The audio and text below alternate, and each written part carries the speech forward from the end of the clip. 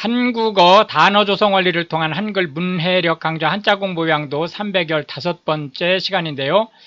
오늘 첫 번째로 살펴볼 한자는 씻다 라는 의미의 이 탁자가 되겠습니다. 여기서 씻다 라고 하는 것은 빨래하다, 빨다 라는 의미를 가지고 있다 라고 하는 점을 참고하시고 살펴보도록 하겠습니다.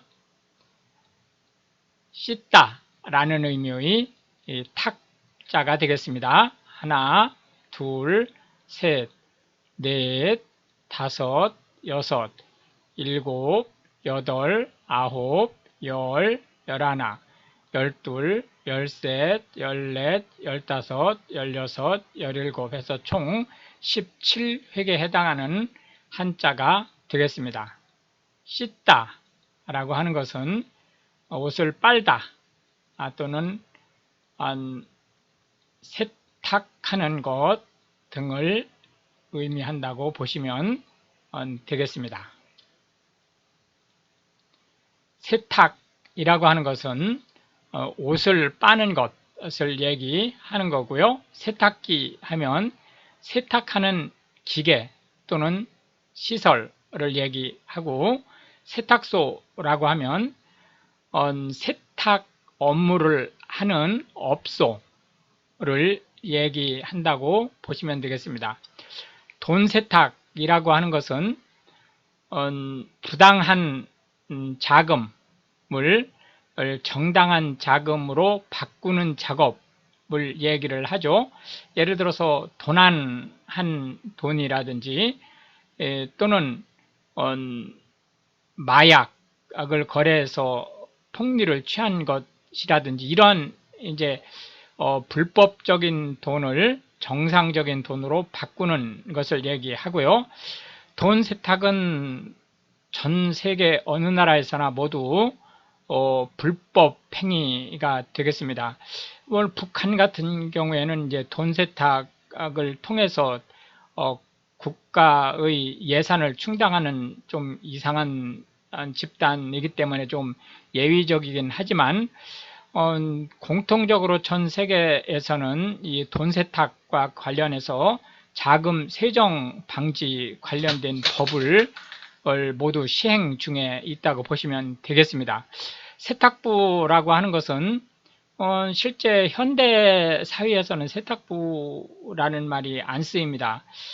예전에 이제 근대 조선 후기부터 이제 그 대한민국 초기 정도까지 있었던, 한시적으로 있었던 직업이라고 보시면 되는데요. 빨래를 전문으로 하는, 직업적으로 빨래를 하는 여성들을 얘기한 것으로 보시면 되겠고요. 세탁장이라고 하는 것은 바로 이 세탁 업무를 하는 공공장소를 얘기한다고 보시면 되겠습니다. 손세탁이라고 하는 것은 이제 누구나 다 의류를 구매를 하면 이제 태그를 확인을 하실 텐데요. 그 태그에 보면 반드시 손세탁을 하라는 그 경고가 있을 수 있습니다. 여기서 손세탁이라고 해서는 손을 세탁하는 것이 아니고 빨래를 반드시 손으로 하라, 기계로 하지 마라 라는 뜻을 가지고 있는 거죠. 물세탁이라고 하는 것은 드라이 클리닝을 하지 말고 웻 클리닝을 하라는 거죠. 그렇기 때문에 이제 습식 세척을 필요로 하는 의류다라고 하는 것을 볼 수 있는데, 통상 이제 습식 세척은 습식 세척을 하라고 하기보다는 습식 세척을 하지 말라고 경고하는 것이 일반적이죠. 즉 기름으로 빠르라고 하는 경고 표시를 오히려 웻 클리닝보다는 드라이 클리닝 쪽을 더 주의 깊게 경고하는 편이라고 보시면 되겠습니다. 세탁업이라고 하는 것은 세탁소를 운영하는 업계, 그 산업을 얘기한다고 보시면 되겠고요. 탁이 오물을 제거한다라는 측면에서 상대어로는 더럽히다라는 의미의 오자를 들어봤습니다. 두 번째 살펴볼 한자는 땀이라는 의미의 한자가 되겠습니다.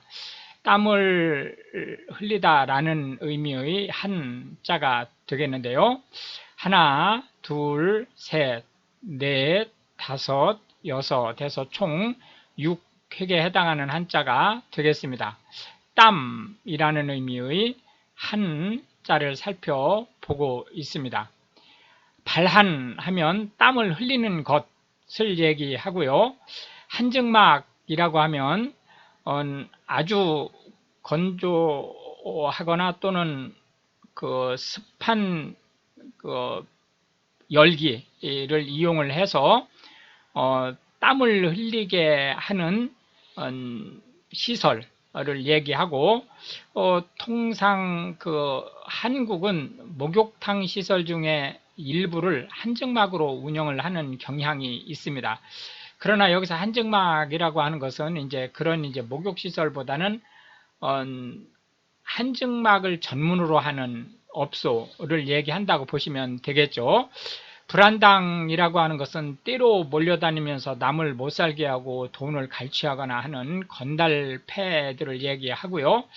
한삼이라고 하면 손을 가리기 위한 이제 조금 길게 그 원통형으로 만들어진 그 일종의 이제 그 장식 의류를 얘기한다고 보시면 되겠습니다. 통상 우리가 이제 섬섬옥수라고 해서 이제 여성의 손이 대단히 곱고 부드럽다는 의미를 가지고 있는데, 그런 것들이 이 손이 외부에 이제 그 노출되는 것을 꺼려하는 입장에서 한삼을 착용을 했었죠. 지금으로 말하면 일종의 토시 비슷한 건데, 이 한삼은 손 자체를 가리는 거기 때문에 이제 용도가 좀 다르죠.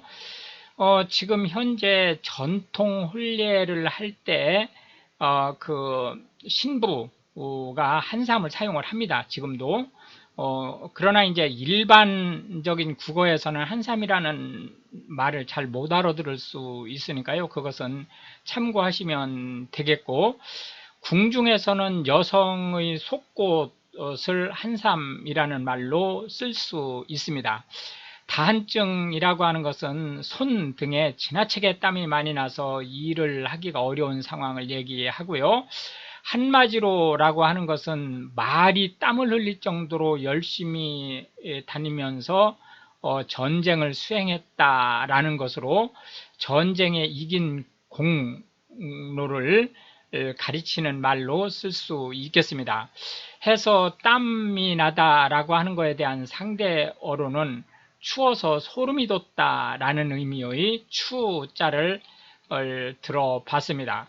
마지막 세 번째로 살펴볼 한자는 인자인데요. 기인하다라는 의미의 인자가 되겠습니다. 이거는 인연이라는 의미의 인자하고 같은 의미를 가질 수 있겠습니다.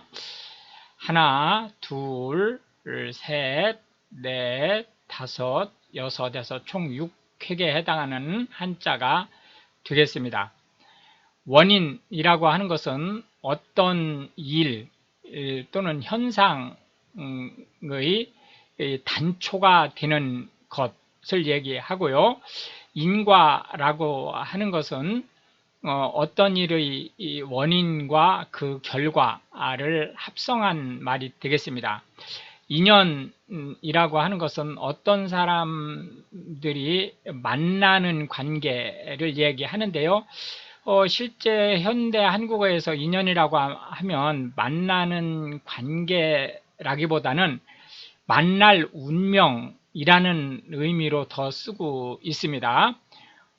여러 차례 말씀드렸지만 한국인의 의식 속에는 샤머니즘적인 측면이 대단히 강하기 때문에 이런 말들도 그냥 단순한 만남의 관계 이런 게 아니고 운명적으로 만나는 거다라는 뜻으로 그 인연이라는 것을 해석한다라고 보시면 되겠습니다.